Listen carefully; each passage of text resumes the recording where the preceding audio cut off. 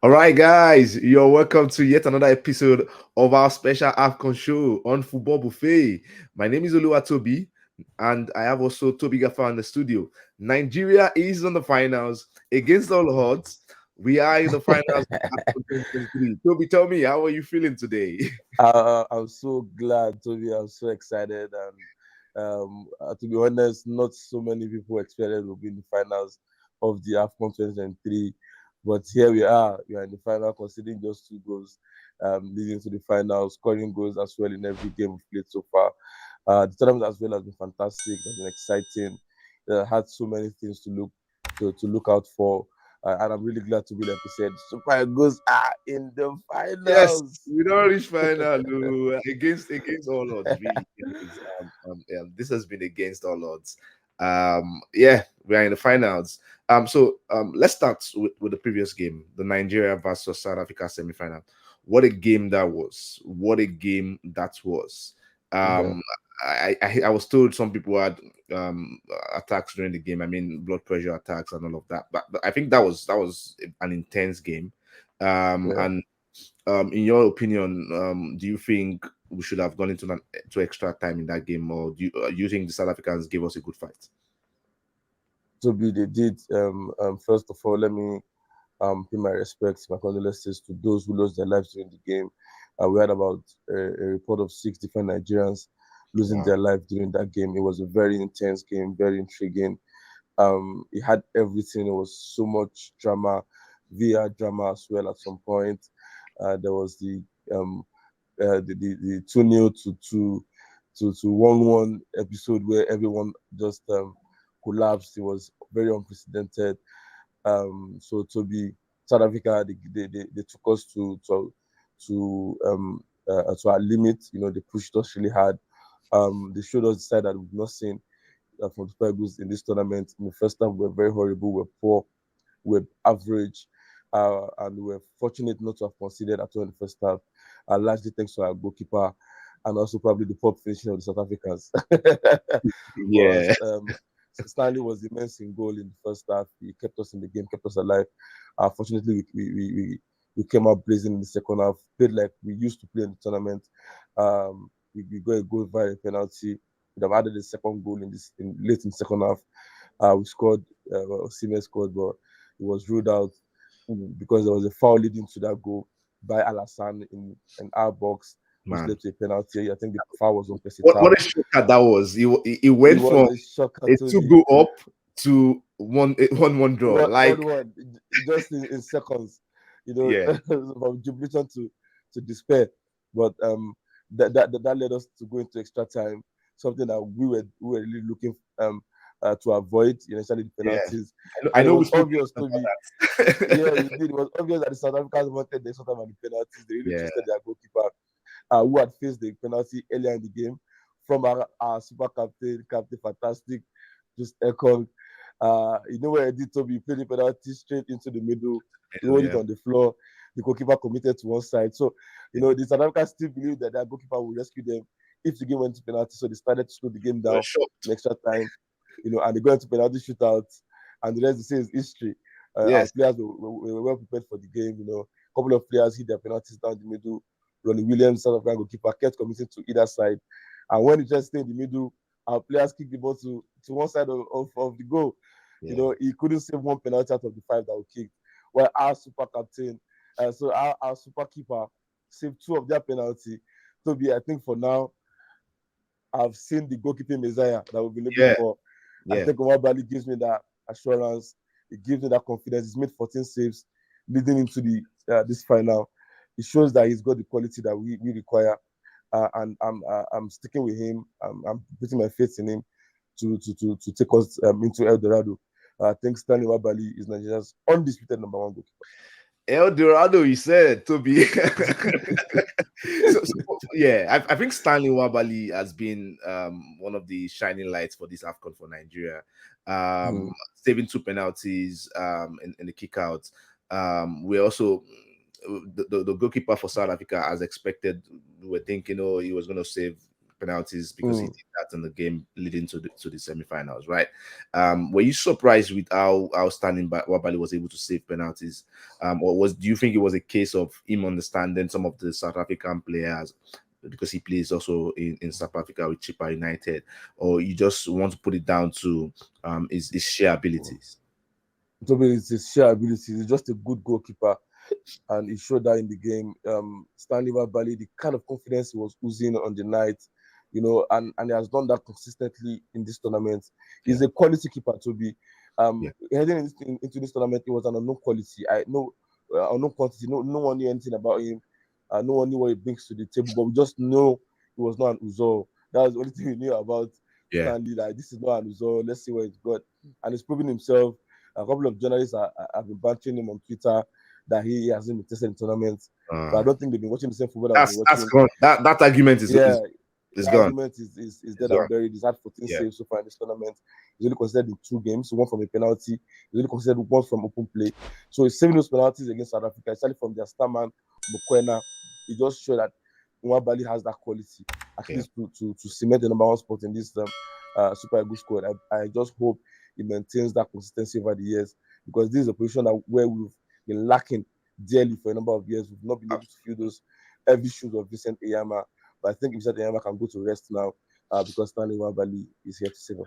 Yeah, Stanley Nwabali is here to save us. So I think I saw a reputable journalist, I think it was Colin Udo, put out a post about Stanley Nwabali. A post he had put out, I think, back in 2021 when we had that game. You remember Stanley Nwabali's debut, which was that game, Nigeria versus Mexico in the US. In US, yes, I remember. In the post, MPFL All Stars.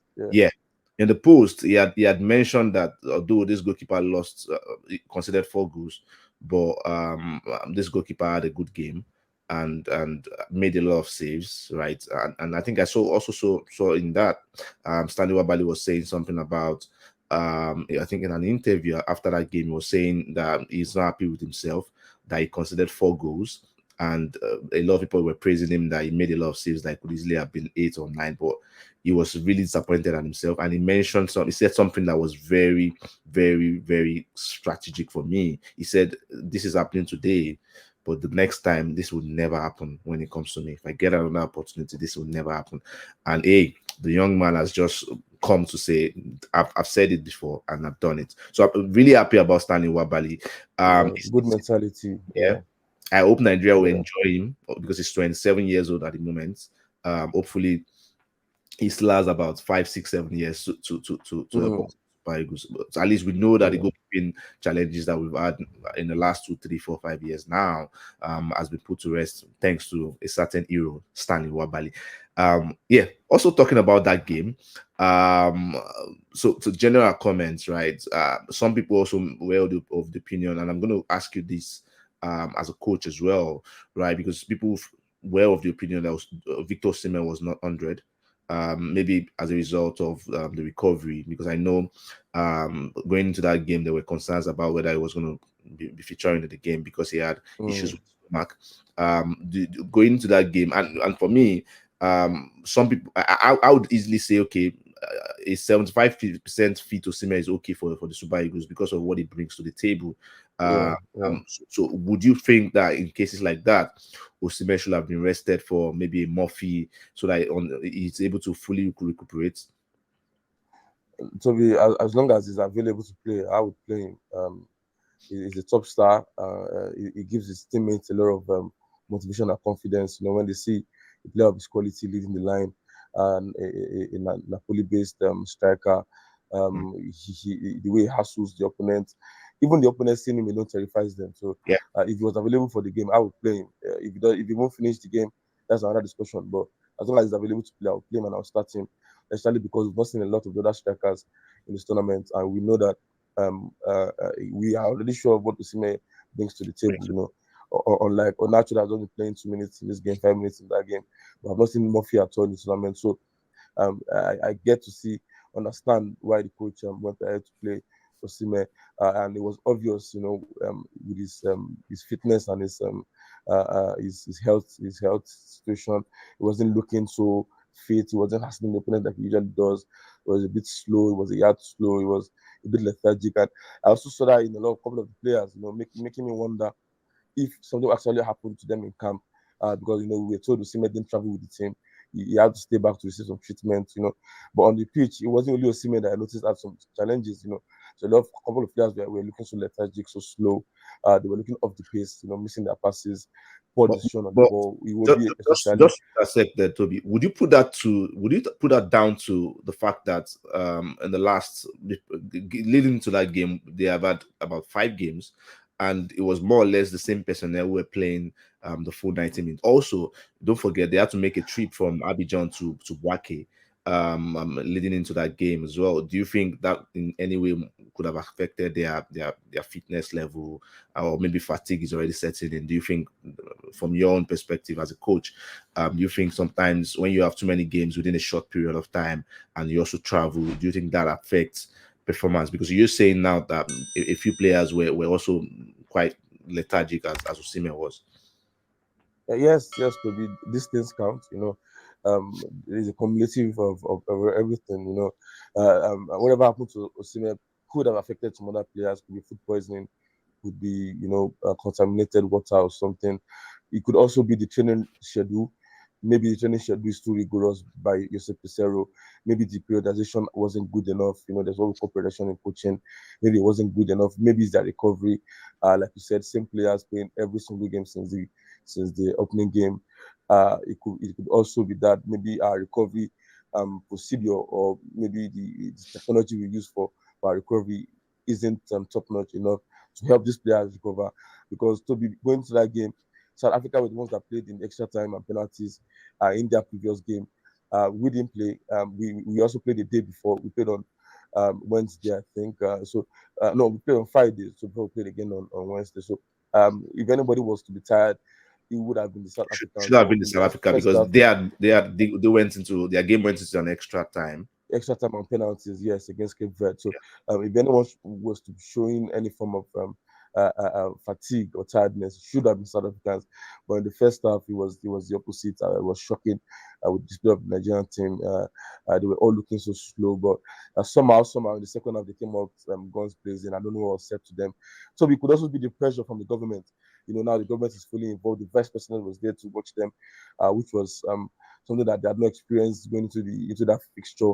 It might have added more pressure to them. More people are now showing interest. You see a lot of Yeah. dignitaries flying into Ivory Coast to watch them. A lot of billionaires here and there donating money. So these are things. When you add up all these things, they might just be the reason that they were under pressure, especially in the first half, because the same guys looked so different in the second half. Maybe, just maybe, it could just be any of these factors that would have affected them. And I really hope and pray that we don't see this kind of challenges on Sunday in the final against the host Ivory Coast. So how do you think the recovery can be affected? I mean, how do you think these players can get over this, given the short period they needed, they're going to use to prepare for this game on Sunday?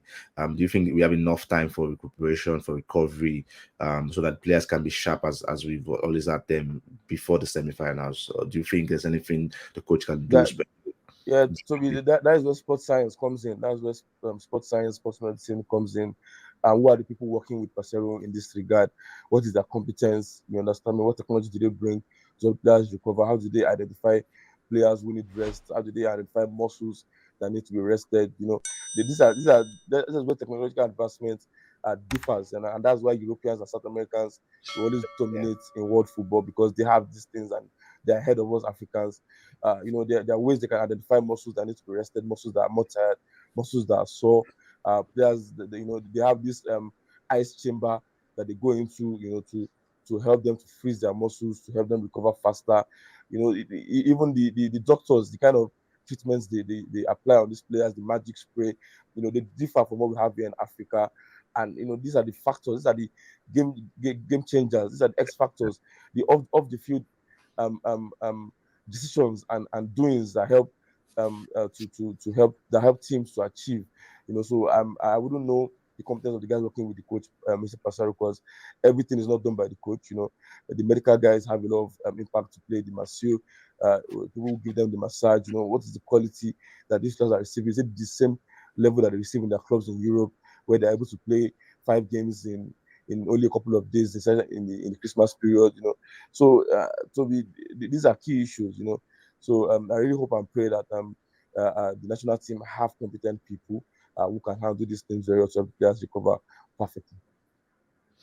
Yes, yeah. Hopefully, the boys can recuperate and recover, because this one we must bring it home. So Nigeria is in the finals against all odds. We are finally in the final. We are about to do it again. I remember at the beginning of AFCON 2023, when we even had some of our first, I think it was our first episode in preparation for the game, Nigeria Equatorial Guinea. We spoke a lot about let's do it again and the possibilities. Let's do it again. But it looks like the Super Eagles themselves, they knew something that we didn't know. Because against all odds, nobody gave them a chance to get this far. Now they are in the final. We are in the final to play against the host country, right? Looking at how we have come in this AFCON 2023, I know what your answer is going to be, anyways. But You'll be surprised. I'm still gonna ask you. Looking at how far this team has come, would you put the performance of the team on a rejuvenation of the players or a recommitment of the players, or you just want to put it down to Ose Paseiro's tweak of formation and change of the formation from the 4-4-2 he's used to the new formation, or you just want to think is a combination of everything? Or what would you put this down to? Toby, let's give Peseiro his flowers. I know that He's done an immense job, because if this team had failed, I would be here hanging his head. Would be here screaming his name for him to get sacked. We know the number of coaches have gotten sacked since the beginning of this AFCON. So it is the coach, Toby, it's Jose Peseiro, the Portuguese tactician, finally showing us some Mourinho vibes. Finally showing us why Mourinho recommended him for the national team. So, Toby, for me, it was the formation change. It was the decision, the bravery to bring in Nwabali at that time. Nwabali only played in one friendly match, a closed door friendly match against Congo, against Guinea rather, leading into this tournament, and that was when you said Peseiro made the decision to play him against Equatorial Guinea on the first game. So it just shows you that decision is paying off. That decision is immaculate. For him to stick his neck out and go with an untested keeper into a major tournament where his contract, his future with the national team depended on this tournament. He needed to do well for him to get considered again for a contract extension, and he stuck out his neck for an untested goalkeeper playing in South Africa. It just shows you that he knew what he was doing. He knew what we didn't know, and I'm glad it's worked out for him and every one of us. So that decision to stick with Nwabali and decision to change after the first game to a back three. We all know Nigeria's strength is in the attack. We have no issues with that. We have one of the best attacking players in the world. However, Toby, we always shipping goals. We didn't have a good goalkeeper. We didn't have good defenders. So what did he do in the second game against this same team, the host Ivory Coast? He changed to a back three system, a 3-4-3 formation that goes into a 5-3 to out of possession. And since then, we've not looked back. We've only considered a goal, which was a penalty against South Africa, several clean sheets for the goalkeeper. And we even denied some teams shot on target. Some teams didn't even have any shot on target against us, like Cameroon. They didn't have any shot on target. Ivory Coast had only one shot on target. So it just shows you the consistency over the past 5-6 games, and that's been due to this formation. But difficult to break down, difficult to score against, and bar that penalty against South Africa, will still be yet to concede in the tournament since using this formation. So Toby, the formation has been a revolution, and I believe that Nigeria should stick to this formation. Even if they don't stick to the coach, they should stick to this formation as long as we don't have implementation can be different with a different coach, Toby, but I still believe it will work because I've been crying for this formation for years. Till we have defenders who are in top clubs in Europe, I don't think we should go back to the back four. Let's maintain this back to these systems, and same should be translated into our junior categories, under 20, under 23, probably under 17, so that we can start to develop players who can play this system over a couple of years and just push them into the national team when they're ready. Even if Peseiro doesn't stay back, let's look for a coach that can play this system comfortably, and then we can start to dominate this continent and be the powerhouse that we are known to be. We have a young generation of players that have good quality, players that can play, that are playing in top clubs in Europe. So with the right system, the right formation, these guys are ready to dominate for a long time. So by the time the likes of Ahmed Musa and Umeru and some other old players in the team start to get shipped out, there are a lot of players that are coming in as replacements. Look at the quality of players that are not even in this squad. So Gift Obman is just scored for Lyon on his first start.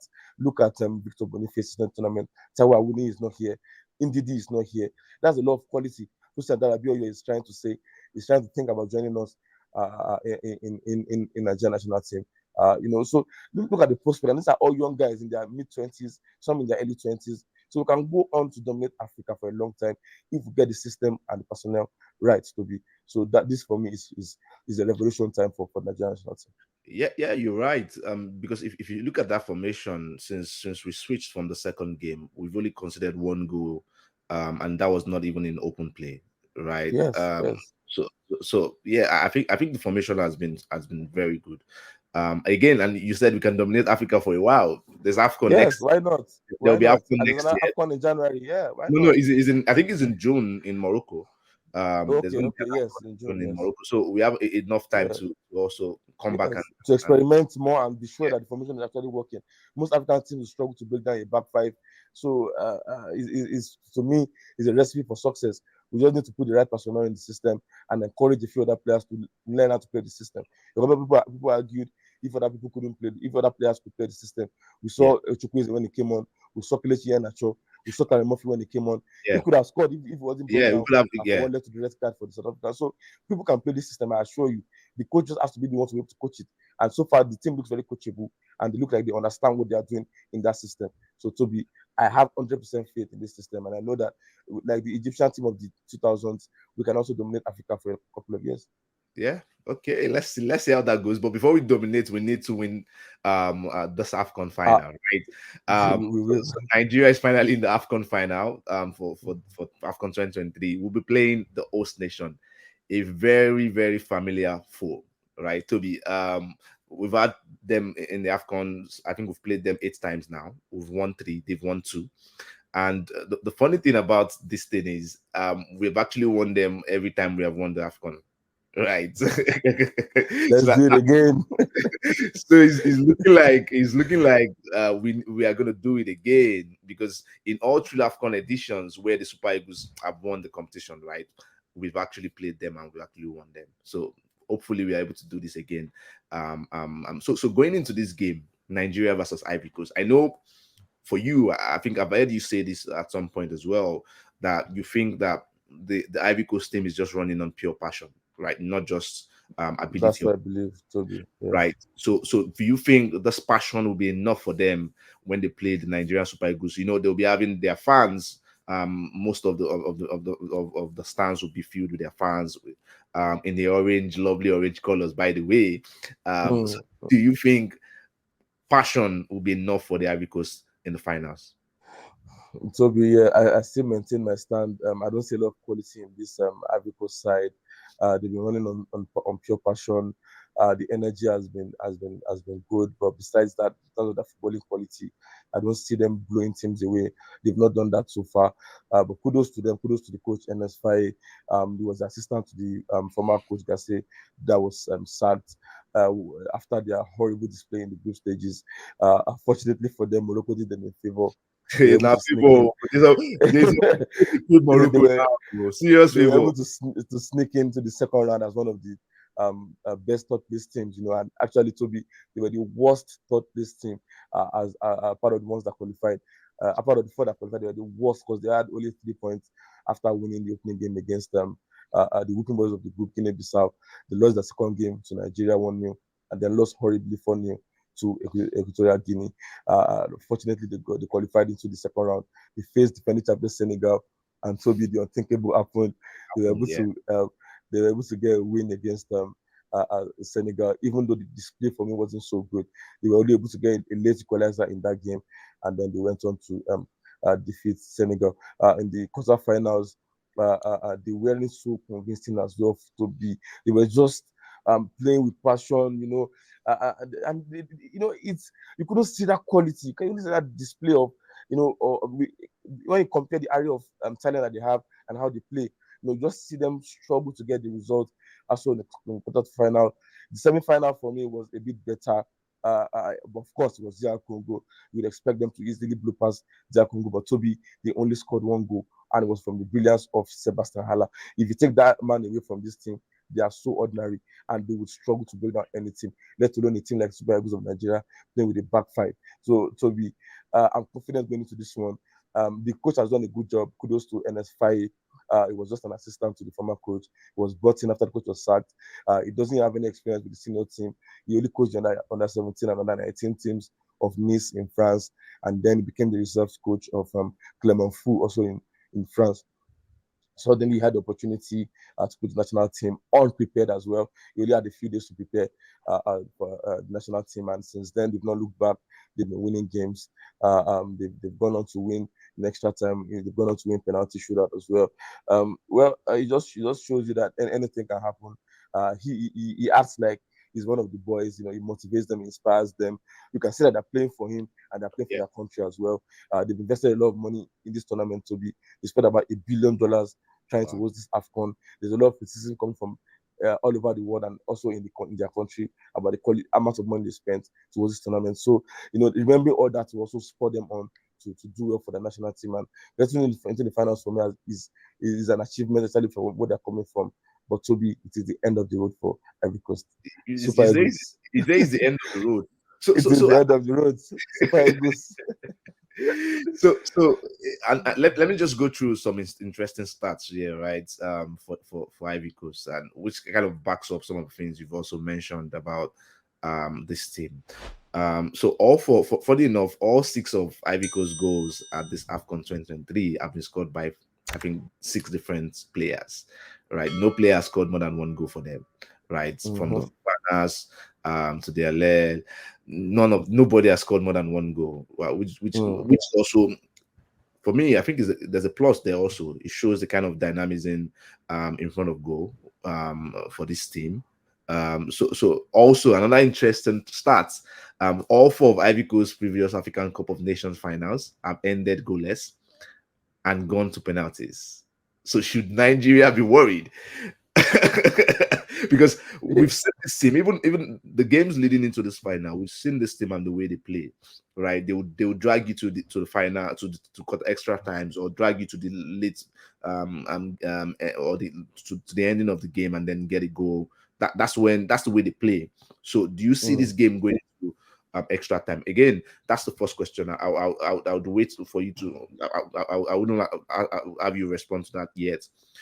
Now, also the Super Eagles, we also played extra time. We won our semifinals from penalty shootout. So going into this game, do you see this game going into the extra time? That's the first question.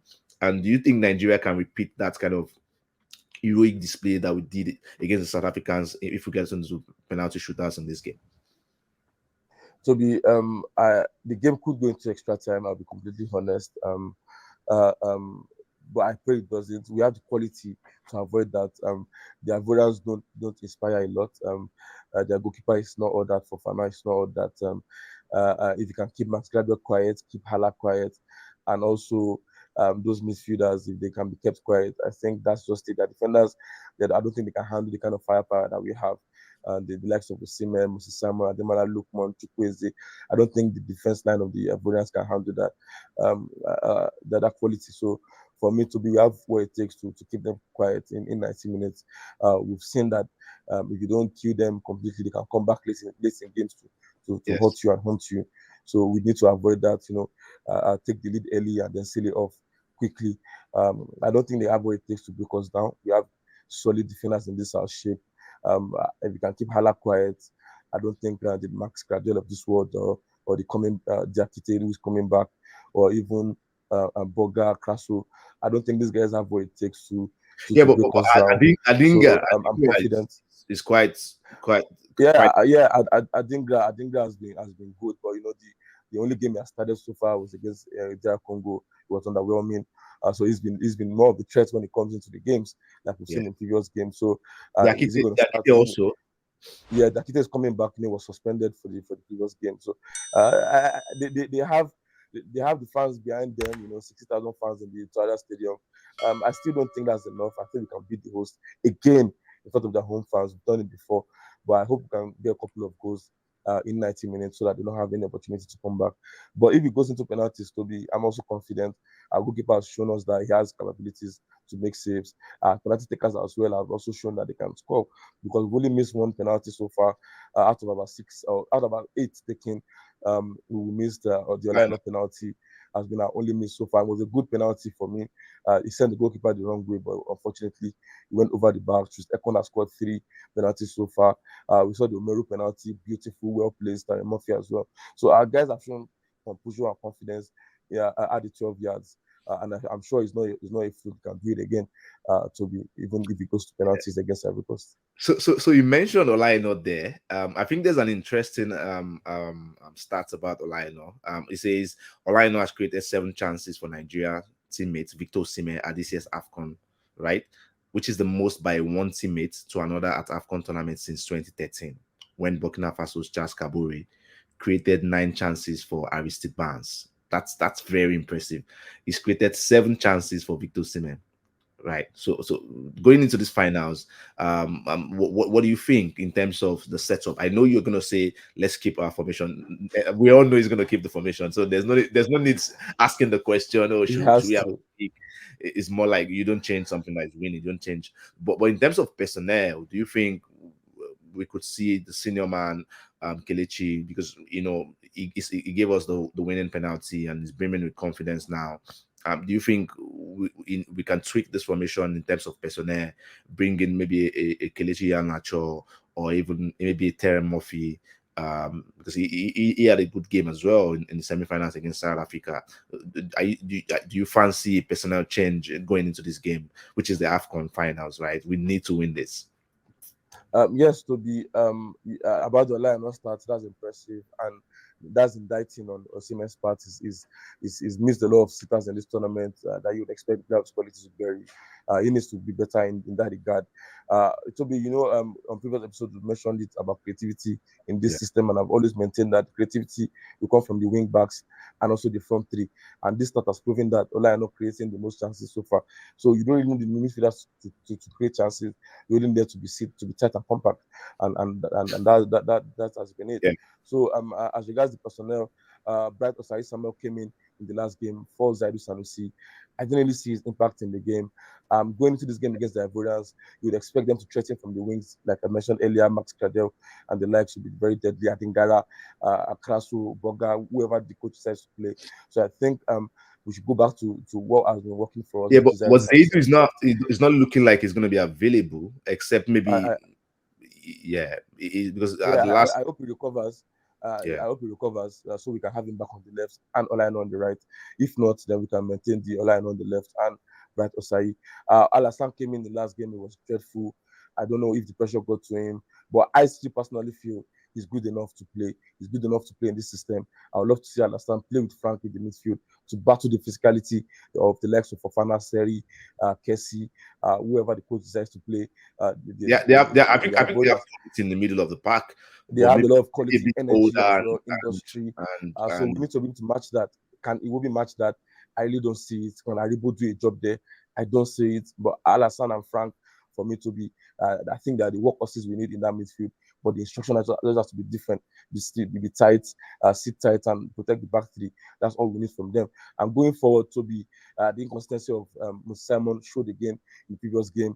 After he raised his game in the previous games, he's dropped again. That inconsistency has been an issue for me with Mr. Simon, and I feel that he can be given a rest. Let's see Kelechi Iheanacho. I still maintain that several players can play in this system. These are professional players that have played under several coaches in Europe and several other leagues. So Iheanacho will play in this system. Defensively, will he be as good as Mr. Simon? Not really. But if you've got someone like Alassane and Frank in the middle covering for him, he wouldn't need to do more defensive work.